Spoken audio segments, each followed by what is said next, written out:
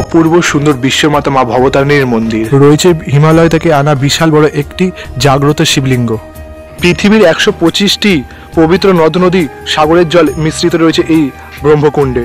এই রয়েছে অপূর্ব এক মা দুর্গার মন্দির। শ্রীকৃষ্ণ অর্জুনকে যে বটবৃক্ষের তলায় গীতাজ্ঞান দিয়েছিলেন, সেই গীতাজ্ঞানের বট গাছ চের একটি চারা, আর সাথে রয়েছে কিন্তু একটি রুদ্রাক্ষের গাছ।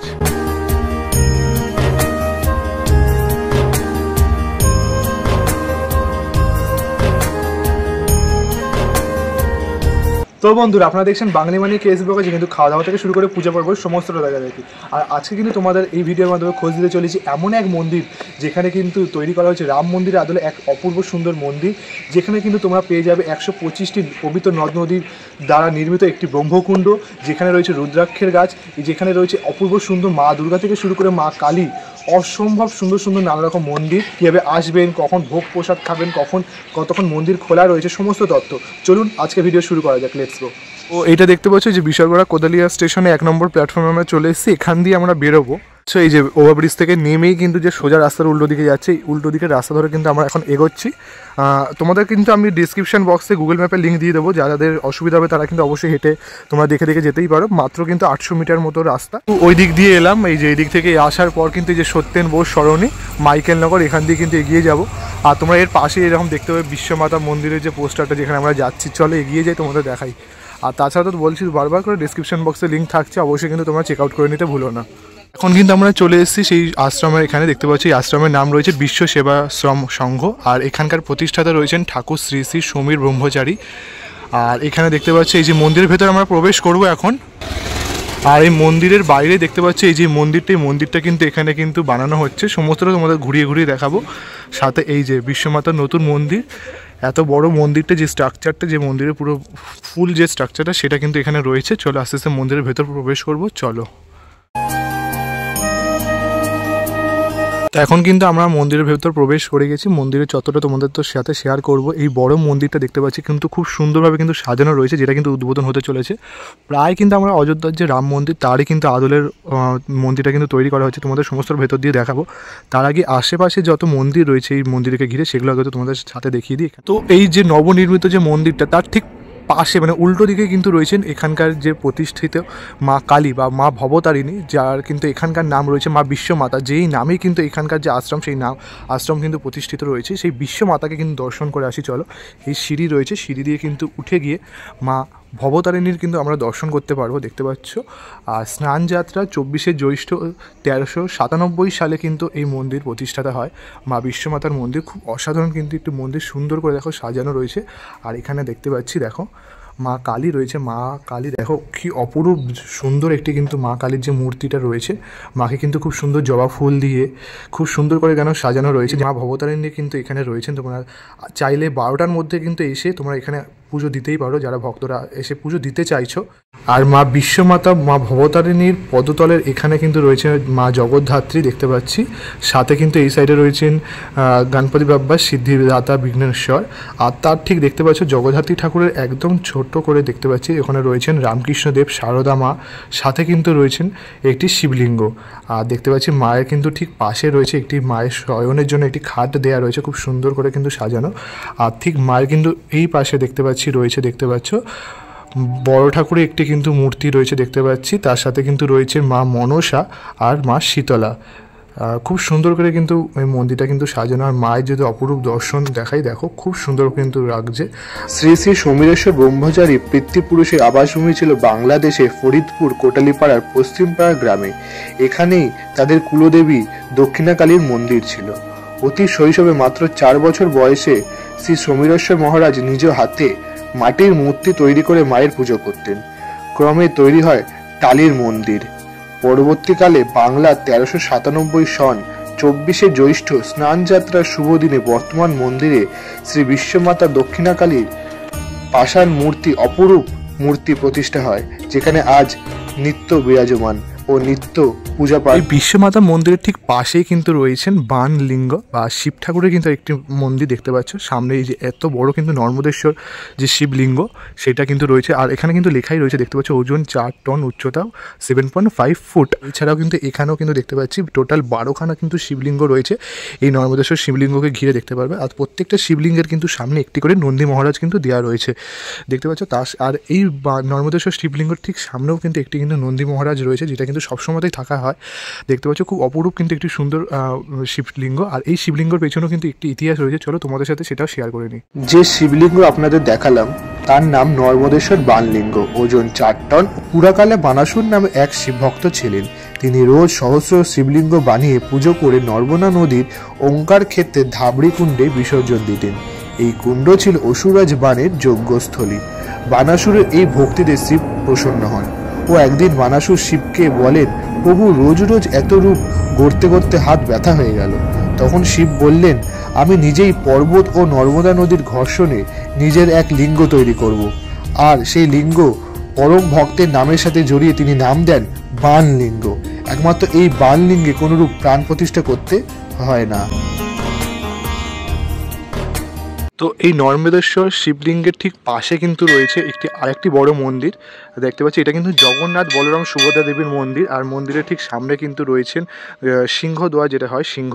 চলো ধীরে ধীরে প্রবেশ করি মন্দিরের ভেতর। দেখতে পাচ্ছ বেশ বড় বড় কিন্তু এখানে যে জগন্নাথ বলরাম সুভদ্রা দেবীর যে মূর্তি সেটা কিন্তু রয়েছেন। সাথে কিন্তু রয়েছেন দেখতে পাচ্ছ নিচে এই দিকে দেখতে পাচ্ছ গরুর দেব রয়েছেন, সাথে রয়েছে নারায়ণ শিলা। আর ওই দিকে দেখতে পাচ্ছি দূরে কিন্তু রয়েছেন শিব ঠাকুর রয়েছেন দেখতে পাচ্ছ। আর এই দিকে কিন্তু রয়েছেন এইদিকে ব্রহ্মা আর বিষ্ণু দেবও কিন্তু রয়েছে, মানে ত্রিদেব রয়েছেন। সাথে কিন্তু রয়েছেন জগন্নাথ বলরাম সুভদ্রা দেবী। কিন্তু রয়েছে একটি বিশাল বড় রথ দেখতে পাচ্ছ। যেহেতু জগন্নাথ বলরাম সুভদ্রা দেবী কিন্তু এখানকে অধিষ্ঠিত রয়েছেন, তাই জন্য কিন্তু এখানে রথযাত্রাও কিন্তু খুব বড় করে পালন করা হয়ে থাকে।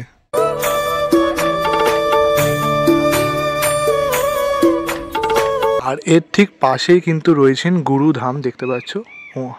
সেই গুরুধাম রয়েছেন, যেখানে কিন্তু গুরুদেবরা এখানকার যে প্রতিষ্ঠিত গুরুদেব রয়েছেন যেই আশ্রমে, সেই গুরুদেব এখানে কিন্তু বাস করেন।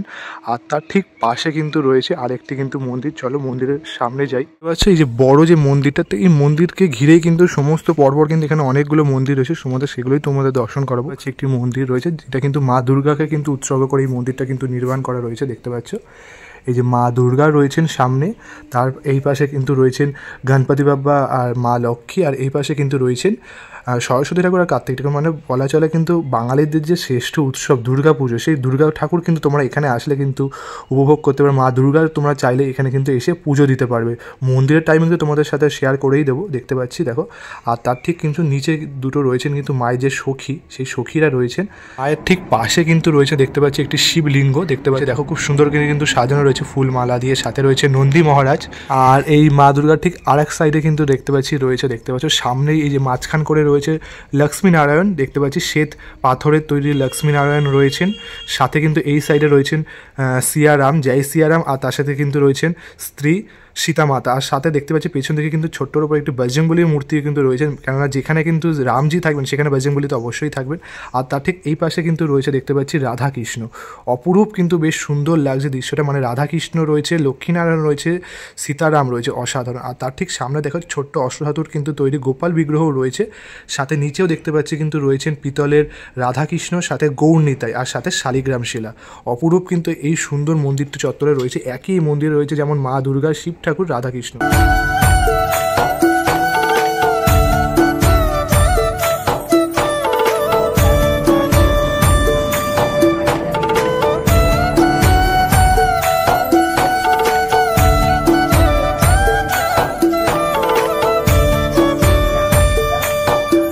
আমাদের তো মা দুর্গার যে মন্দিরটা তোমাদের দেখালাম, তার ঠিক পাশে কিন্তু রয়েছেন এখানকার প্রতিষ্ঠাতা সমীরেশ্বর ব্রহ্মচারীর যে পঞ্চমুণ্ডির আসন বা সাধন বেদী, সেই সাধন বেদী রয়েছে দেখতে পাচ্ছ। শ্রী শ্রী ঠাকুরের সাধন বেদী পঞ্চমুণ্ডির তলা দেখতে পাচ্ছ। এই যে একটি বেল বৃক্ষ রয়েছেন, সেই বেল বৃক্ষর তলায় কিন্তু এখানকার যে গুরুদেব তার কিন্তু চরণ রয়েছেন। চরণের যে একটি মার্বেলের কিন্তু তৈরি করা রয়েছে।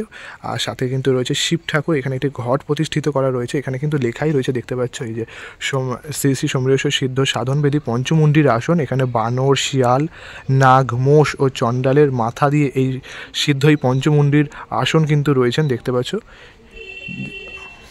যে পঞ্চমুণ্ডির আসনের ঠিক পেছন দিকে কিন্তু রয়েছেন গুরু মাতা গুরু পিতার যে এটি মূর্তি রয়েছেন দেখতে পাচ্ছ, শ্রদ্ধেয় গিরীন্দ্রনাথ ব্রহ্মচারী এবং শ্রদ্ধেয় আশালতা ব্রহ্মচারী, তার কিন্তু একটি ছোট মন্দির দেখতে পাচ্ছি, সমাধি ক্ষেত্র যেটা বলা যায় সেইটা কিন্তু রয়েছে। তার সাথে কিন্তু একটু চরণ যুগল রয়েছে।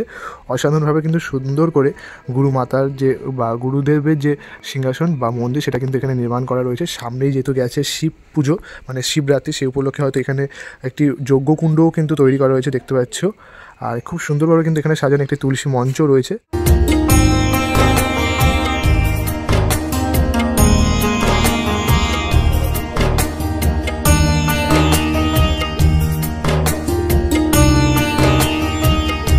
কিন্তু রয়েছে নবনির্মিত মন্দির, পাশে তোমাদের মন্দিরগুলো দেখালাম। আর তার ঠিক এই মন্দিরের ঠিক সামনে কিন্তু রয়েছে একটি রুদ্রাক্ষের বৃক্ষ দেখতে পাচ্ছ, যেটা কিন্তু আমরা সচরাচর দেখতে পাই না এই কলকাতায়, যেটা কিন্তু মেনলি হরিদ্বার তারপর উত্তরপ্রদেশ ওইদিকে মানে দেখা যায়। সেই গাছ কিন্তু তোমরা এখানে আসলে দেখতে পাবে, যেটা কিন্তু এখানকার যে গুরু মহারাজ তিনি কিন্তু এনেছেন এবং এখানে এনে কিন্তু সেটা গাছটি রোপণ করেছেন। আর এই গাছের সাথেই কিন্তু দেখতে পাবে তোমরা জ্ঞান বৃক্ষ, যেটা কিন্তু এই যে বট গাছ, এই যে বট গাছের যে ঝুড়ি দেখতে পাচ্ছ, এই বট গাছই কিন্তু এই বট গাছের তলায় কিন্তু ভগবান শ্রীকৃষ্ণ অর্জুনকে কিন্তু সেই গীতা জ্ঞান প্রদান করেছিলেন, যেটা কিন্তু এখানে লেখাই রয়েছে। এই যে দেখে নিতে পারো, দেখো তোমরা এই পজ করে কিন্তু অবশ্যই দেখে নিতে পারো এখানকার যে ইতিহাসটা, মানে বুঝতেই পারবে তোমরা এখানে আসলে তোমরা সেই শ্রীকৃষ্ণের সেই বটবৃক্ষ যেখানে কিন্তু গীতা উপদেশ দিয়েছিলেন সেই জায়গাটা কিন্তু তোমরা এখানে উপভোগ করতে পারবে। আর এই গাছেই কিন্তু রয়েছে তলায় রাম সীতা আর লক্ষ্মণের একটি মূর্তি, তার সাথে কিন্তু রয়েছে বজরংবলীও। আর এই রুদ্রাক্ষ দেখতে পাচ্ছ বৃক্ষ, ওখানে কিন্তু রুদ্রাক্ষর যে ফল সেই রুদ্রাক্ষ ফলও কিন্তু এখানে রয়েছে, গাছে রয়েছে। আর তার ঠিক রুদ্রাক্ষ ফলের নিচে কিন্তু রয়েছে একটি সুন্দর শিবলিঙ্গ, আর তার সাথে রয়েছে একটি নন্দী মহারাজ। ওখান দিয়ে পাশ দিয়ে কিন্তু এগিয়ে আসলে তোমরা দেখতে পাবে একটি অপূর্ব সুন্দর কিন্তু একটি বাগান দেখতে পাচ্ছ। এখানে কিন্তু অনেক ফুল রয়েছে, খুব ফুল দিয়ে কিন্তু খুব সুন্দর করে কিন্তু জায়গাটা সাজানো। আর সামনেই কিন্তু রয়েছে একটি ব্রহ্মকুণ্ড, যে তো এখন কিন্তু আমরা দাঁড়িয়ে রয়েছি এখানকার মূল আকর্ষণ ব্রহ্মকুণ্ড। আর এখানে কিন্তু দেখতে পাচ্ছি কী কী রয়েছে, দেখো 7 সাগর 7 নদী, গঙ্গা যমুনা গোদাবরী সরস্বতী নর্মদা সিন্ধু কাবেরী, 7 দ্বীপ কৈলাস ও মানস সরোবর, 51 সতীপীঠ, জ্যোতির্লিঙ্গ 11টি জ্যোতির্লিঙ্গ, 7 পুরী, 7 নদ, 7 সরোবর, 4 কুম্ভ সহ পৃথিবীর 125টির অধিক নদ নদী সাগর ও তীর্থের জল এই পবিত্র কুণ্ডে মিশ্রিত করা রয়েছে দেখতে পাচ্ছ। খুব মানে এই ব্রহ্মকুণ্ডের জল কতটা পবিত্র তোমরা বুঝতেই পারছো। এই পুরো এই ব্রহ্মকুণ্ড, এখানে কিন্তু রয়েছে অসংখ্য মাছ রয়েছে, সাথে কিন্তু এই ব্রহ্মকুণ্ডের ঠিক মাঝখানে একটি মা গঙ্গারও কিন্তু মূর্তি রয়েছে দেখতে পাচ্ছ খুব অপূর্ব সুন্দরভাবে। আর কতটা পবিত্র এই ব্রহ্মকুণ্ড সেটা তোমরা আসলেই উপভোগ করতে পারবে। আর এখানকার কিন্তু ব্রহ্মকুণ্ডে তোমরা স্নান করতে পারবে না, কিন্তু এই ব্রহ্মকুণ্ডের জল মাথায় নিয়ে তোমরা কিন্তু সেই আশীর্বাদ কিন্তু তোমরা পেতেই পারো।